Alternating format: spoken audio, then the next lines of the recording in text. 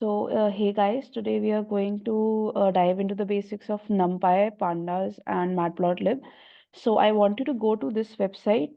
It's called Kaggle. So Kaggle gives a very nice cloud environment for users to perform operations on their datasets and perform model making. So yeah, without the need of worrying about system configurations. So this is a very great platform, and you must definitely register if you are interested in AI, then definitely you should go to this platform. Now I'll provide this link in the description box. Next, I want you to click on new notebook, and next, just a second.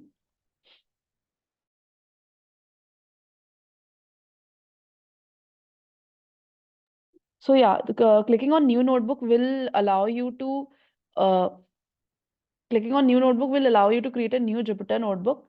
And now I want you to understand that right now we are working on this data set, average time spent by a user on social media.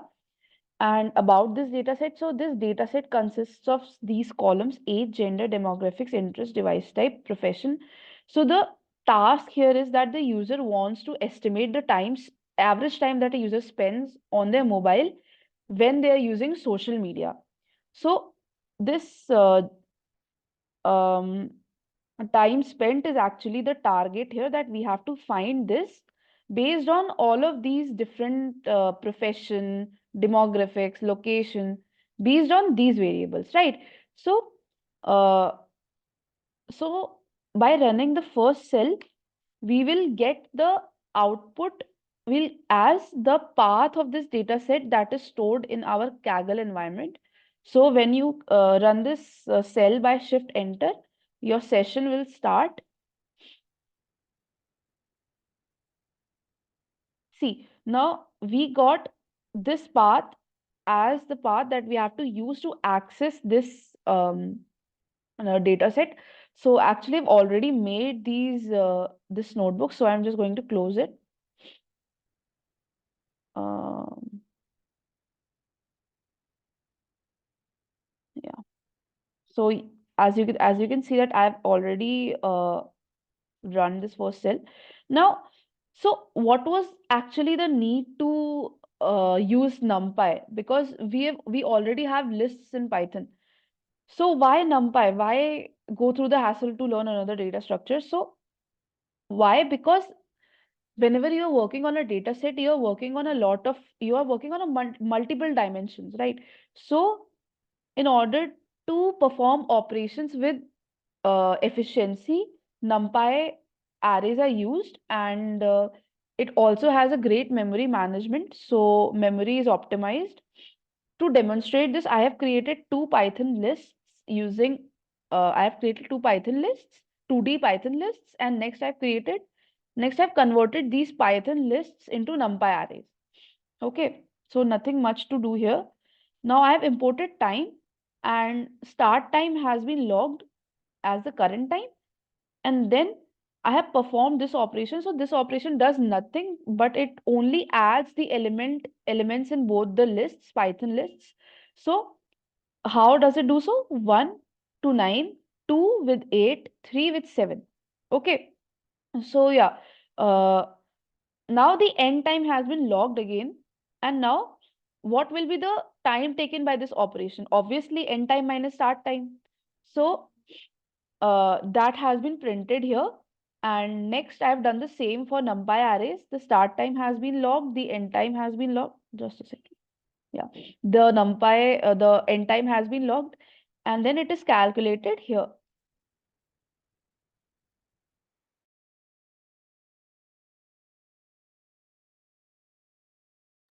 Okay, so as you can already see that we've got the output, and you can see that approximately Python lists it is taking 0.0000135 seconds. But since this NumPy is in 10 to the power minus 5 is written here, so this approximately takes 0.00059 6 something seconds. So this clearly shows that now Python list is slow, whereas this is actually faster because there are 3 zeros here and here there are 4 zeros. So this quantity is smaller, right? So NumPy arrays are comparatively faster. Next, moving on quickly to how you can make a 2D array in arrays in NumPy. So herein I have created a 2D array. Whenever you want to create a 2D array, you pass your array elements within a single square bracket. So this gives an array with 3 columns and 2 rows. Okay. And these are the elements. Now, if you want to access the elements, as you already know that in Python, you can the indexes start from 0. So if you do a of 0, you will get this array list. That is your at index 0, this array is stored. Okay. Now, if let's do a dot shape. So a dot shape gives us the gives output as a tuple as to what shape of your data is. So herein I am getting 2 columns, 2 rows, and 3 columns, right? But now let's say I want to reshape this column to 3 rows and 2 columns. Now for that, obviously, as you might have studied in maths that your um, the this ending part and this of your existing matrix and the matrix that you want must be the same. So if 3 and 3, so if both are same, then you can multiply and reshape. Here in reshape, you can reshape your array. So let's type a dot reshape 3 comma 2. Yeah. So I have gotten an array that gives 3 rows but 2 columns. Next, moving on to a dot item size. So what a dot item size does is that it gives out what is the number of how much memory in bits this one element in an array occupies. Let's see. So herein it is of this array. This says that this array is occupying 8 bytes. Okay. Next, moving on to a dot d type. So a dot d type basically returns what is the data type of your elements that you have stored in the array. So int here is basically the data type integer, and 64 bits is the amount of memory that it is occupying in your system. Now next, if you want to initialize an array but you want your data type to be float 64, so this is what you can do. Here it becomes float 64 and item size remains 8. Next, representing the total elements in the array. So since I had changed my array to an array that has 3 rows but only 2 columns, therefore it will give 6 as an output. 2 into 3 is 6. Yeah. So next, moving to a dot shape. A dot shape obviously gives 3 comma 2 as an output. Now a dot reshape has already been covered. Yeah. Now if you want to change your data type to complex, so this is what you can write. You can write your array and then you can specify the data type you want. So then it becomes a complex array. Let's move back. Okay, coming here, if you want your array to be changed to filled with zeros, so you can specify between these arguments. So these are basically the dimensions of the array that you want. Here I've taken 3 comma 4, but let's take a matrix that is an array that is 2 comma 2, that is 2 rows and 2 columns. Yeah. So this is what you will get. Next, if you want an array filled with ones, so obviously you have to do np.ones. So np.line space basically creates a NumPy array that is has random numbers generated between these two numbers. So let's say if you want random numbers between 1 and 5, so you have to do np.line space 1 comma 5. Now let's say if you want only 10 elements to be generated between 1 comma 5, so you have to mention another parameter that is 1 comma 5 comma 10. So this generates only 10 elements. Now what a.ravel does is that it flattens your array. So now as you know that this array had 3 rows and 2 columns, but now if you do a.ravel, it flattens your array to a 1D array. So that is what a.ravel does. Okay. Next, moving on to some aggregate functions such as max and min. So if you do a.min, you will get the a.max, you will get the maximum number that is in your array. So this is 6. So you'll get 6. So sum basically sums up your array, uh, all the elements of your array. So it becomes, okay, a.mini1. Next, okay, if you want to basically get the sum of your array according to the column, so you have to do a axis equal to 0. Now how is this working? So as you can see, 1, 3 and 5, if you add them up, it will be 9. 2 plus 4 6, 6 plus 4 12. So here the array is being added according to the columns, so you'll get 9 comma 12. Now let's say if you want the square root of your array, let me just get the array again. A. Yeah. So here we have the array and let's get the square root. So these are the square root. Now if you want standard deviation, so you have to do np.std. So this becomes your standard deviation. Next, as I told you earlier, some basic operations such as addition, multiplication, you can perform on your array. So I have taken these two new NumPy arrays. Let's print B.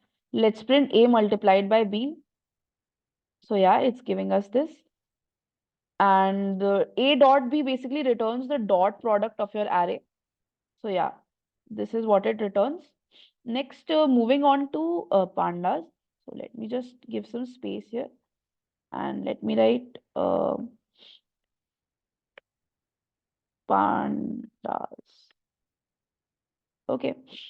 So like I told you that you have to read this data, get this data set, right? So move up and copy this path. Now for pandas, you have to do import pandas as pd. Now to read your data set, to read your CSV file, that is your Excel file, you can do data equal to pd.read CSV and within single quotes, paste the path that you copied above. Now hit shift enter. Guys, please take note that if you do just enter, then it will come to a new line. You have to perform shift plus enter to run your cell. Next, if you print data, so this is what my data looks like. Now, there are actually this data can be converted into 3 forms, 3 to 4 forms. That is one data frame, next series, and there's another one. We'll discuss that later. But now I am converting this data to data frame because when I use data frame structure, I actually have a lot more control on my data. So I'll do pd dot data frame data. You will not be able to see what is the difference between the two, but actually there is. So we'll discuss that later.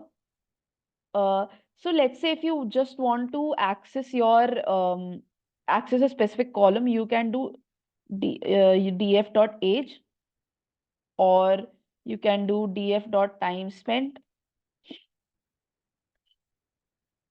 Okay, now if you want to let's say get some kind of stats about your data, right? So you can do df.describe. So df.describe basically gives out all the statistical information about your data. That is, what is the maximum column, right? What is the maximum column? And just a second. Uh, it must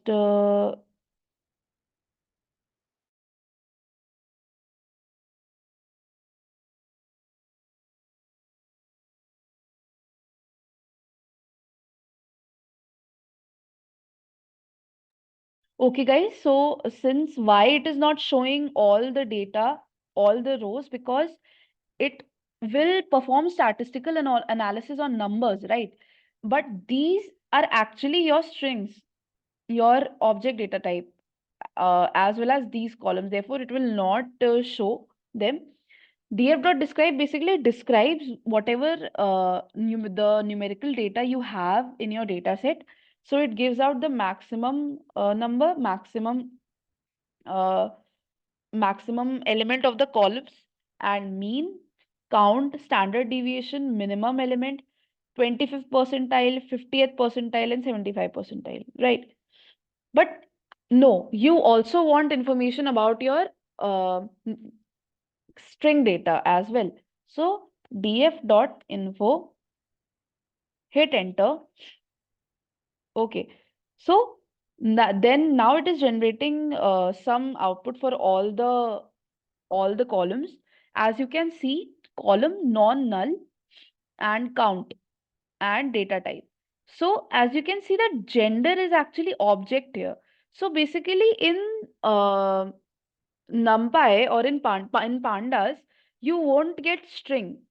You will get object, but that object is actually equivalent to string only. So you can see that gender is a string data type, platform is a string data type, and all this is Boolean data type, right? So yeah, so this displays some stats like data type, count, uh, and non-null. So non-null actually means whether your data is null or not. That is, uh, there might not be anything stored inside a specific row or a column. So yeah, all of these columns are non-null, but sometimes we tend to overlook it.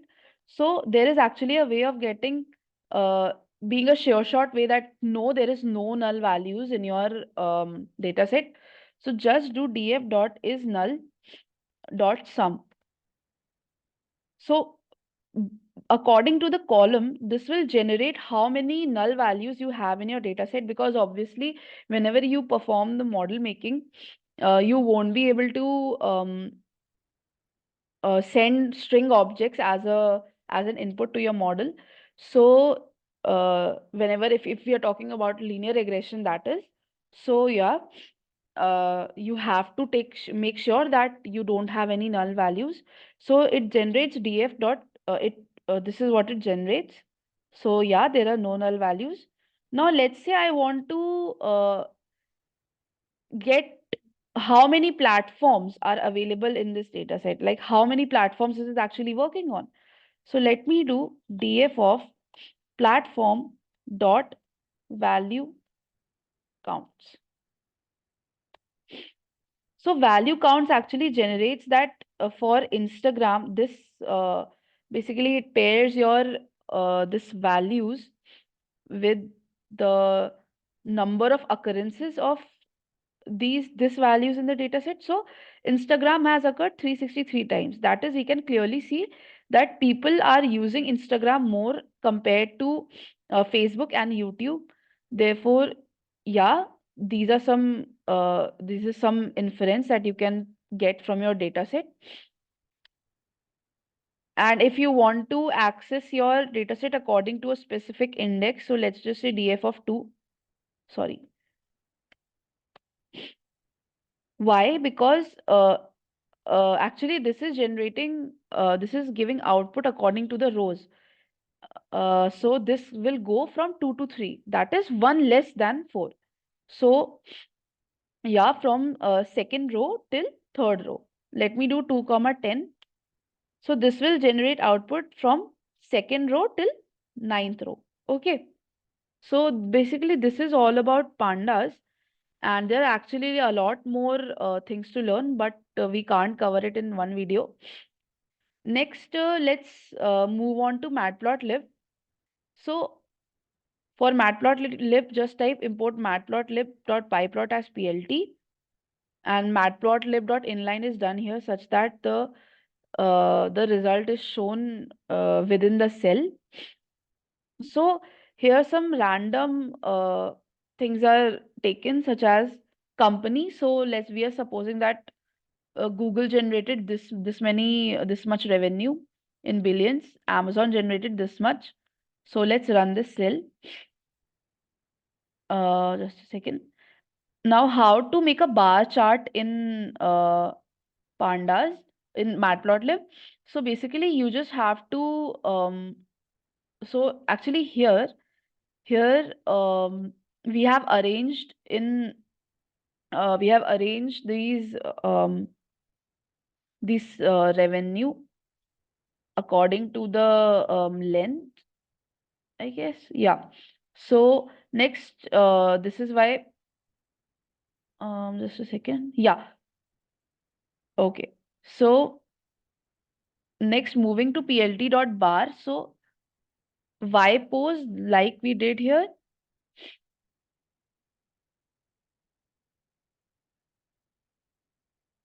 and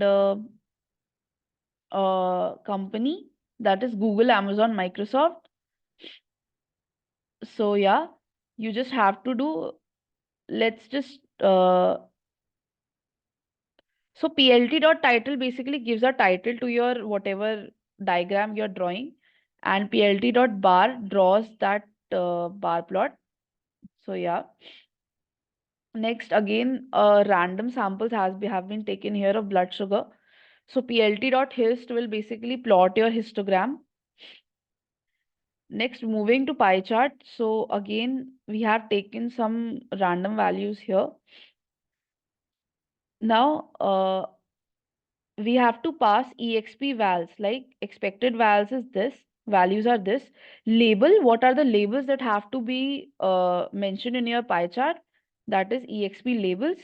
And auto pct basically describes that till which value this portion must be this portion must be displayed, that is till decimal, after decimal point two values you have to display more, right? So that is what 0.2 means. Basically, this is a string formatter. So no need to get into that. No need to get into this. So this is the pie chart that it generated. Uh, you can see that max utilities are being maximum expenditure has been done on home appliances, then food, then phone and internet bills. Next, we'll move to Seaborn. So Seaborn actually is a more powerful library than Matplotlib, and it allows you to do a number of operations as well. So you can draw a bar plot in Seaborn as well. Just import Seaborn as SNS, sns.barplot. Now, according to the data set that we took earlier, let's just do df.head. df.head will basically display the first 5 samples of your data set. So I want to plot a bar chart according to age and then according to gender. So on the x-axis, I want my gender, and on the y-axis, I want age. Okay. And the data that I have to pass is um, df, that is this data set. So let's do plt.show. So it says that almost same number of people, almost same number of genders are using, almost we have, basically this depicts that all the categories of genders are using, are of all the age types, right? Next, moving to histogram. So again, I have used Matplotlib here for um, drawing histogram. Next, moving to count plot. So what count plot does is that it actually counts how many values are actually available according to another specific attribute. That is, I want to calculate the value of genders according to the time spent. So you have to write hue equal to df of spend time. Now this is what basically will appear, that as you can see that males are the maximum times that males are spending on social media is around around 6 hours, and then maximum times females are spending are is around 9 hours. Yeah. and non-binary people are spending around 5 hours. So yeah, the count of that is very high. Basically, count of these is extremely high. So yeah, that was all about Matplotlib and Seaborn. At first, I know all of this might seem very overwhelming, but it is actually very necessary to know before diving into um, learning about a data set or performing operations on a data set. So yeah, thank you.